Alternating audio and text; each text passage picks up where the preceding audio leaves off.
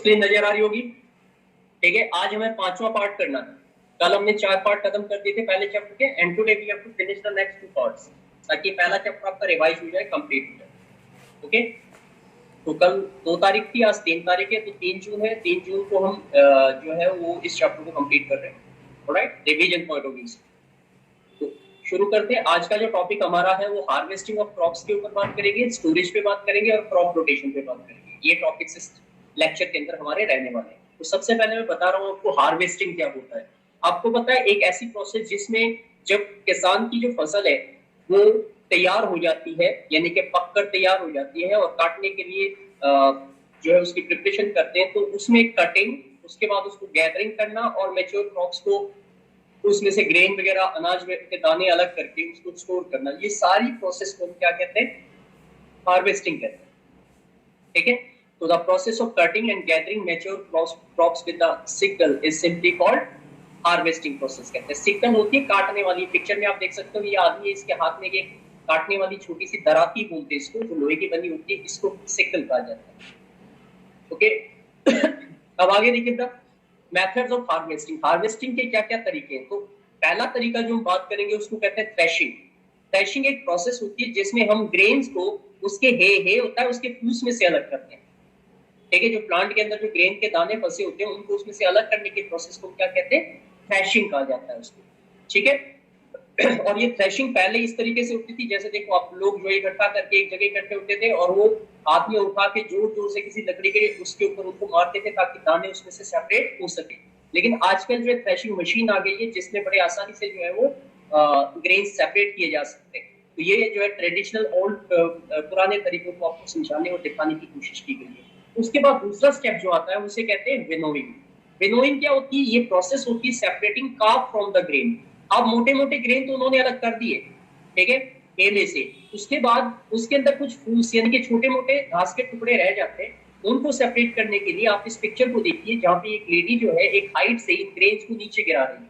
तो जब वो नीचे गिरा रही है तो होता क्या है, हवा एक साइड से एयर ब्लो कर रही होती है और जैसे वो नीचे गिराती है तो ग्रेन का वेट ज्यादा होता है, गेहूं के दानों का वेट ज्यादा होता है, तो वो तो नीचे गिर जाते हैं, वेट में नीचे आ जाते हैं। लेकिन जो उसमें घास फूस के टुकड़े होते हैं वो हल्के होते हैं, हवा के साथ बैठे साइड में चले जाते हैं। इस तरीके से एक तरीके से वो गेहूं को साफ करते हैं। तो this is what we call winnowing process. ये अक्सर घर में भी लोगों ने आपको लोग जो है या आपके फैमिली में भी आपने देखा होगा, जब वो गेहूं पीसने के लिए देते हैं तो इसको अब भी लोग करते हैं ताकि उसके अंदर अगर कुछ और तिनका वगैरह रह गया तो साफ हो सके। अब नेक्स्ट टॉपिक आता है बेटा हमारे पास स्टोरेज का, कि चलो उन्होंने जो है हार्वेस्टिंग कर दी, ग्रेन्स को सेपरेट कर दिया, साफ कर दिया, अब स्टोरेज की टाइम आता है। स्टोरेज के लिए सबसे पहले जो काम किया जाता है वो किया जाता है कि ग्रेन्स को मॉइस्चर फ्री करना पड़ता है, यानी कि ड्राई किया जाता है, उनको सुखाया जाता है। जैसे कि आप पिक्चर में देख सकते हो धूप में जो है ग्रेन्स को डाला जाता है ताकि उसके अंदर अगर कोई वाटर कंटेंट या मॉइस्चर वगैरह हो तो वो ड्राई हो जाए, क्योंकि अगर वो मॉइस्चर उसमें रहेगा और हम स्टोर कर देंगे तो धीरे धीरे वो मॉइस्चर जो है वो बैक्टीरिया या फंगस जैसी चीजें पकड़ लेगा और हमारा पूरा अनाज जो स्टोर किया हुआ है वो डैमेज हो जाएगा, खराब हो जाएगा। तो उसको अवॉइड करने के लिए ठीक है उसको ड्राई किया जाता है। राइट, ड्राई करने के बाद उनको स्टोर किया जाता है। स्टोर करने के लिए जो है ठीक है अलग अलग तरीके होते हैं। अब यहाँ पे देखिए maintaining storage container. Storage container में जो सबसे कॉमन चीज आपने देखी होगी वो देखी होगी गनी बैग्स। गनी बैग्स क्या होते हैं, ये बोरियां होती है, ठीक है, जूट की बनी हुई बोरियां होती है, प्लास्टिक की भी बनी होती है, और इसके अंदर हम अनाज को स्टोर कर लेते हैं, ऊपर से इनको सील कर देते हैं, बंद कर देते हैं, सिलाई कर देते हैं या बांध देते हैं ताकि अंदर कुछ ना जा सके, और फिर इनको स्टोर किया जाता है गोडाउन्स के अंदर, ठीक है। और वो गोडाउन्स कुछ इस तरीके से होते हैं, देखिए लुक एट दिस, यहाँ पे बहुत सारे गनी बैग्स को जिसमें ये ग्रेन चाहे वो गेहूं है या चावल उनको स्टोर करके रखा गया है, और इनको हमेशा जमीन से कम भी 10 सेंटीमीटर ऊपर रखा जाता है। उसके लिए नीचे लकड़ी के पट्टे डाले जाते हैं, ठीक है, ताकि डायरेक्ट मॉइस्चर जमीन का जो है वो इन अनाज तक ना पहुंच सके और वो खराब ना हो। ठीक है, तो इस तरीके से ये बड़े बड़े स्टोरेज होते हैं, इनको गोडाउन्स कहा जाता है जहाँ पे इनको स्टोर किया जाता है। और ये जो पिक्चर आपको दिखाई दे रही है इनको बोलते हैं सीलोज। ये सीलोज है, इनमें कई टनों टन माल आता है और ये जनरली गवर्नमेंट के कंट्रोल में होते हैं। सरकार जो है जो पूरे देश से किसानों से जो भी गेहूं अनाज चावल खरीदती है उनको जो है वो यहाँ ऐसे इन सिलोज में स्टोर किया जाता है। ये फुली ऑटोमेटिक होते हैं, इसमें ये मॉइस्चर को भी अपने आप ठीक करते हैं, इसमें फ्यूमिगेशन होता है, केमिकल स्प्रे किया जा सकता है ऑटोमेटिकली। तो ये बहुत ही बेहतर तरीके से साइंटिफिक या कह लीजिए हाइजेनिक तरीके से स्टोर करने की जगह होती है। तो ये वो स्ट्रक्चर होते हैं जो एयर टाइट होते हैं, यहाँ पे ना चूहे घुस सकते, ठीक है, वाटर प्रूफ होते हैं, एयर प्रूफ होते हैं, टेम्परेचर कंट्रोल हो सकता है यहाँ पे। तो ये दिस इज वेरी बहुत बड़े पैमाने पे इस तरीके की चीजें गवर्नमेंट की तरफ से की जाती है। और आज के टाइम में आपने देखा होगा जैसे ये पैंडेमिक जो अभी फैला हुआ है कोरोना का, उसकी वजह से जो लोगों को है वो खाने की तकलीफ थी, तो सरकार की तरफ से जो अनाज बांटा जा रहा है ये उन्हीं सिलोज में से अनाज को निकाल के यूज किया जा रहा है। क्योंकि ये स्टोरेज गवर्नमेंट ऐसी इमरजेंसी के लिए रखती है कि मान लो देश में अचानक से कोई आपदा आ जाए, कोई विपत्ति आ जाए, तो उस टाइम पे लोग भूखे ना मरे, तो उनको अनाज की सप्लाई दी जा सके। इसे बफर स्टॉक कहा जाता है। ओके, अब देखते हैं, थोड़ा सा और आगे बढ़ते हैं। एडवांटेज क्या होते हैं स्टोरेज के? बड़ी सीधी सी बात है, देखो आपका फूड स्पॉइल होने से बच जाता है, खराब नहीं होता, ठीक है। इसके अलावा जैसे फ्रूट्स और वेजिटेबल है, उनको अगर हम कोल्ड स्टोरेज में स्टोर करके रखते हैं तो पूरे साल हमें वो फ्रूट्स और वेजिटेबल मिलते हैं, क्योंकि ये सीजनल होते हैं, एक सीजन में ही उगते हैं। लेकिन अगर आप चाहो कि जब उसका सीजन नहीं तब भी वो फ्रूट्स और वेजिटेबल आपको मिले, तो कहाँ से आते हैं? वो कोल्ड स्टोरेज में स्टोर किया जाता है। बहुत बड़े बड़े जो स्टोरेज होते हैं, जो कोल्ड स्टोरेज होते हैं, जिसका टेम्परेचर बहुत लो रखा जाता है ताकि उसके अंदर रखी हुई सब्जियां और फ्रूट्स खराब ना हो।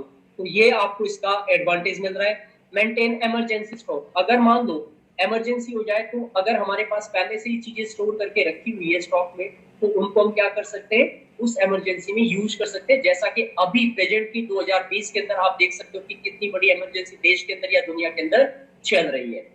अब ड्राई स्टोरेज, ये वो स्टोरेज होते हैं जैसे आपके घरों में भी होते हैं कि आप दाल, ठीक है, या फिर फ्रूट्स, नमकीन, बिस्किट, इन चीजों को आप एयर टाइट कंटेनर में रखते हो ताकि उनके अंदर मॉइस्चर ना जाए और वो डैमेज ना हो।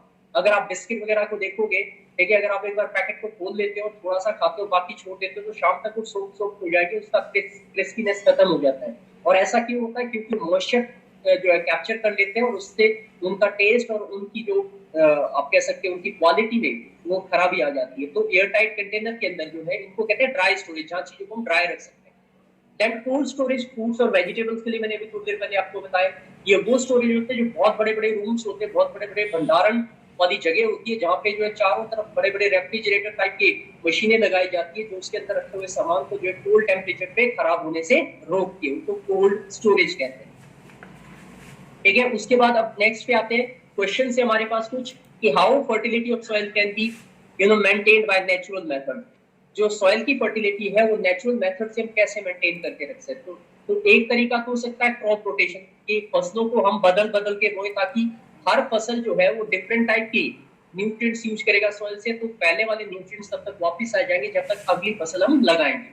तो एक तरीका तो ये बताऊंगा मैं एक एक करके। मल्टीपल क्रॉपिंग होता है, एक ही क्रॉप, एक ही खेत के अंदर, एक ही फील्ड के अंदर आप एक से ज्यादा क्रॉप को जो है लगा सकते हैं, उसको मल्टीपल क्रॉपिंग कहा जाता है, ठीक है। एक होता है आपके पास जो है, अब इनको पहले डिस्कस करते हैं, क्रॉप रोटेशन की बात करते हैं। तो method of growing crops alternatively on the same land. मान लो किसी किसान के पास एक ही खेत है, तो क्या करेगा, एक बार उसमें सब्जियां उगाएगा, अगली बार जो है वो दालें उगाएगा, उससे अगले सीजन में वो क्या करेगा, गेहूं, फिर चावल। तो इस तरीके से वो फसलों को बदल बदल के जो है ऑल्टरनेटिवली शो कर रहा है। और इससे उसको क्या बेनिफिट होता है? एक तो उसकी सॉइल की फर्टिलिटी बनी रहती है, दूसरा है उसको डिफरेंट टाइप की क्रॉप जब वो ग्रो करता है तो उसको मुनाफा भी अच्छा होता है, ठीक है। तो ये एक बहुत ही बेहतर तरीका होता है, सॉइल की अपनी नेचुरल फर्टिलिटी बनी रहती है, उसमें कोई डैमेज नहीं होता, ठीक है। आगे आता है क्रॉप रोटेशन के बहुत सारे बेनिफिट इन्होंने बताए। जैसे सबसे पहले देखो, लैंड जो होता है वो बेटर तरीके से यूटिलाइज होता है, जमीन, आप जो खेत है वो किसान अच्छे से इस्तेमाल कर पाता है, सॉइल फर्टिलिटी उसकी मेंटेन रहती है, उसको बार बार उसमें केमिकल फर्टिलाइजर नहीं डालने पड़ते। फार्मर के पास वेराइटी ऑफ क्रॉप्स हो जाती है जिनको बेच के वो अच्छा प्रॉफिट अर्न कर सकता है, ठीक है। उसके बाद आगे बढ़ते हैं बेटा, example of crop rotation. Crop rotation की अगर एग्जाम्पल लें तो जो लेग्यूम्स होते हैं, दालों के प्लांट, जो दालें होती है उसमें प्रोटीन बहुत सारी होती है, और इसलिए होती है क्योंकि दालों के प्लांट के अंदर, ठीक है, उसके जो रूट्स नोड्यूल्स होते हैं उसमें नाइट्रीफाइंग बैक्टीरिया होते हैं जिसका नाम होता है राइजोबियम। ये आपने 7th में भी पढ़ा होगा, ठीक है, नाइट्रिफिकेशन या नाइट्रोजन साइकिल के अंदर। तो वो क्या करते हैं, वो एटमॉस्फेयर की 78% नाइट्रोजन को ट्रैप करके उसको नाइट्रेट्स और नाइट्राइट में कन्वर्ट कर देते हैं, जिसकी वजह से सॉइल की फर्टिलिटी नेचुरल तरीके से अच्छी खासी बढ़ जाती है। और बदले में ये जो लेग्यूमिनस दालों के जो प्लांट होते हैं, जैसे पी हो गया, बीन्स हो गया, ग्रैम्स हो गया, ये बदले में जो है उन बैक्टीरिया को अपने रूट्स में रहने को जगह दे देते हैं, और जब उनको जगह मिलती है तो वो सॉइल के अंदर जब नाइट्रोजन लेके आते हैं तो दालों के प्लांट को अच्छी खासी प्रोटीन मिलती है, और वही प्रोटीन दालों से हमें मिलती है जब हम उनसे खाते हैं। ठीक है, तो this is one of the important point that you have to be understand well.